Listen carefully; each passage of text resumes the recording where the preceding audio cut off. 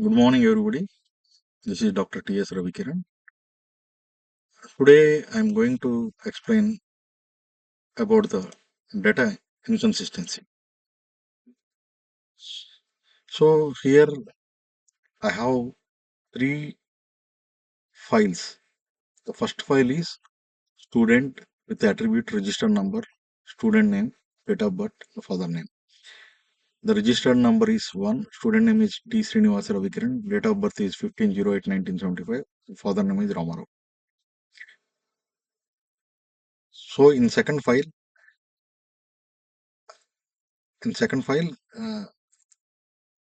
the student name is T.S. Ravi Kiran, whereas the register number, date of birth, father name is same as mentioned in file 1. Similarly, when you come to the third file, the student name is T.S.R. Kiran, whereas the attributes, register number, date of birth, and father remains same. So in first file, the student name is T. Srinivasa Ravi Kiran. In second file, the student name is T.S. Ravi Kiran. And in third file, the student name is T.S.R. Kiran. First file is maintained in administrative office of the college. The second file is maintained in computer science department, and the third file is maintained in library. So three names in three different files. So which one is correct? We cannot say exactly. So this is called data inconsistency. Actually, the correct name is T. Srinivas Ravi Kiran. Since I am the candidate, I know the correct name. But for the stakeholders, for other members, it is very difficult to, almost all impossible to know what is the correct name. This is called data inconsistency. The same data is represented differently at different files. Now, coming to the normalization, the main objective of the normalization is to avoid the data inconsistency and duplication.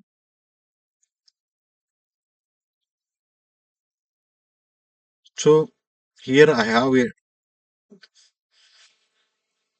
table or relation. We can say it as a relation SCP with the attribute supplier number, status, city, part number, quantity. So, can we say that is this table is in normalized form? Definitely no. Why? Because the table contains sets. The table should not contain sets. So instead of that, the table should contain atomic values. So we are normalizing the unnormalized table SCP as S120 London P1 200, S120 London P2 200, S120 London P3 400, S120 London P4 200, S120 London P5 100, S120 London P6 100, S210 Paris P1 300, S210 Paris P2 400, S310 Paris P2 200, S420 London P2 200, S420 London P4 300, S420 London P5 400. Like that, we can expand.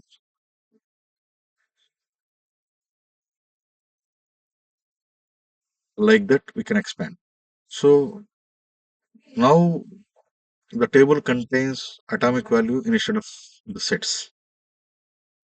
So the relation or table first contains atomic values. So a relation is said to be in first normal form if and only if it contains the atomic values only. Here I have atomic values for supplier number, status, city, part number, and quantity. And totally we have 12 rows. So atomic value means the value which is not divided, which is not divisible, which cannot be divided furtherly. Definitely we can say that the relation is in first normal form. So once the table is identified in first normal form, we have to identify a key. So independently, let's seek the possibility of identifying the key in a table. The first attribute supplier number. The data for the supplier number is duplicated. S1 duplicated, S2 is duplicated, S4 is duplicated. So it is not possible to consider the supplier number as a key. Similarly, status. The attribute status is not key since the values 20s, 10s are duplicated. Similarly, the city, attribute city, is not considered to be a key because it has some duplicate values, London, Paris. Similarly, the part number P1 is repeated, P2 is repeated. Similarly, the quantity is also not considered to be a key since the values are repeated. So individually cannot identify the key from the given relation. In that case, I may seek for the possibility of identifying the key by combining two or more attributes. Here, I consider the attribute supplier number, part number. S1 P1. So I don't have any repetition S1 P1 in the entire table. Next, S1 P2. I don't have any repetition in a table. S1 P2. S1 P3. I don't have any repetition S1 P3 in a table. S1 P4. I don't have any repetition S1 P4 in a table. S1 P5. P5. I don't have any repetition S1 P5 in a table. S1 P6. Similarly, I don't have any duplicate values S1 P6. S2 P1. So the value of S2 P1 is distinct. S2 P2, it is distinct. S3 P2, distinct. S4 P2, distinct. S4 P4, distinct. S4 P5, distinct. So the relation first one is stated as first with attribute supplier number, status, city, part number, quantity with the key of supplier number, part number, which is called as a composite key. So composite key is a key by formed by combining two or more attributes at a time. So by combining the supplier number, part number, we can able to distinct one record with another record in a given relation first. So now the supplier number, part number is identified as a key. What are the remaining attributes? Status, city, and quantity. The status, city, and quantity are non-key attributes. So supplier number determines city. Now I need to find the functional dependencies. So functional dependencies are the dependencies between the attributes of a relation. For example, if I know the student register number, I can identify his name, I can identify his address, I can identify his mobile number, I can identify his email. So in this case, the supplier number determines city, city determines status. By transitivity, supplier number determines status. Transitivity means A determines B, B determines C. By transitivity, A determines C. Similarly, supplier number, part number determines quantity. So the once the relation has been formulated, we have to find the functional dependencies of the relation. Here we have the functional dependencies. Supplier number, part number determines quantity. Supplier number determines city. City determines status. By transitivity, supplier number determines status. I have encountered four functional dependencies. So anomalies. Once the functional dependencies are identified, once the functional dependencies are identified, we need to find the anomalies. So problems of the in a relation. So insert anomaly. So insert anomaly is a problem while we are entering the data into the table. Here the anomaly is if I know the supplier number, status, city, value for the attribute status, value for the attribute city, value for the attributes part number, value for the attribute quantity, then only we can insert the row. So it is not advisable to insert null values as a data. That is the insert anomaly. Update anomaly means we are facing some problem while we are updating the rows of a table. So here the base is changed, city base is changed London to Delhi. Then we need to update all the Londons as a Delhi. We changed London to Delhi for 6 attribute, but we forgotten to update the values, last 3 values. So the user may be in confusion that whether the city is London or Delhi. This is called a update anomaly. Update anomaly means if we want to update a city, we have to update all the rows. Otherwise, it may lead to data inconsistency. Delete anomaly. Delete anomaly means suppose we may have feel that the data is duplicated, then we can go for deletion. If you delete, we may encounter the loss of information. Suppose if I delete the second row S120 London P2 200, then the original information is lost. So this is the delete anomaly. So this is the first normal form. The first normal form, a relation is said to be in first normal form if and only if it contains atomic or scalar values which are not divisible in further. So a relation is said to be in first normal form if and only if it contains scalar or atomic values. In this case, the table first is said to be in first normal form. But what is the problem with the first normal form? Duplication. We need to eliminate the duplicate values. For that, we are going for second normal form.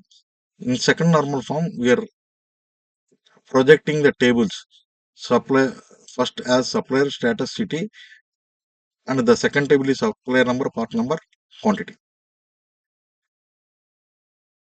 Supplier number, status city. S120 is London is appear 1, 2, 3, 4, 5, 6. Even though we have 6 occurrences, after projection, we are entering only one occurrence only.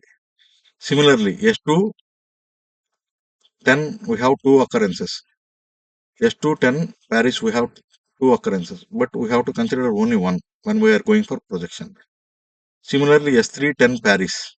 S3, 10, Paris. We have only occurrence, then in this case, no problem. S4, 20, London occurs thrice, but we are considering only one. We are inserting S5, 30 agents. That is a different issue.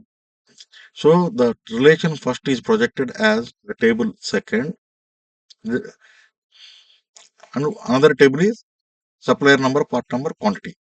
Since supplier number, part number is a key, we don't have any chance to reduce the duplicated values. Since it being the key, we don't encounter any duplicate values.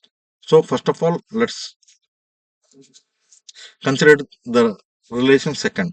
The relation second consists of the attribute supplier number, status of city, whereas the supplier number is considered to be as the primary key.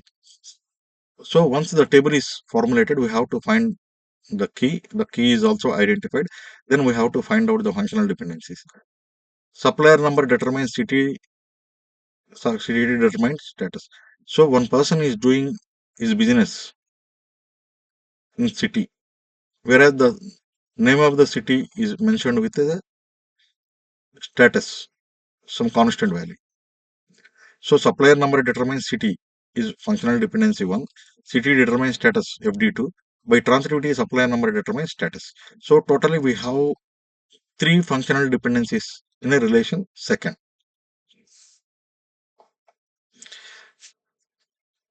Saying about the table SP, supplier number, part number, quantity, we don't have any duplicate values, whereas the key is considered as a combination of both supplier number, part number, which may be called as a composite key.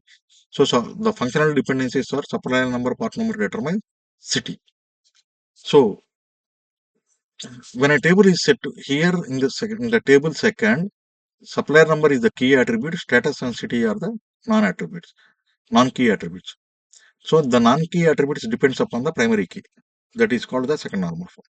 A relation is said to be in second normal form if and only if it must be in first normal form, and the non-key attributes must depends upon the primary key. In the other sense, the primary key is able to identify the attributes status and city.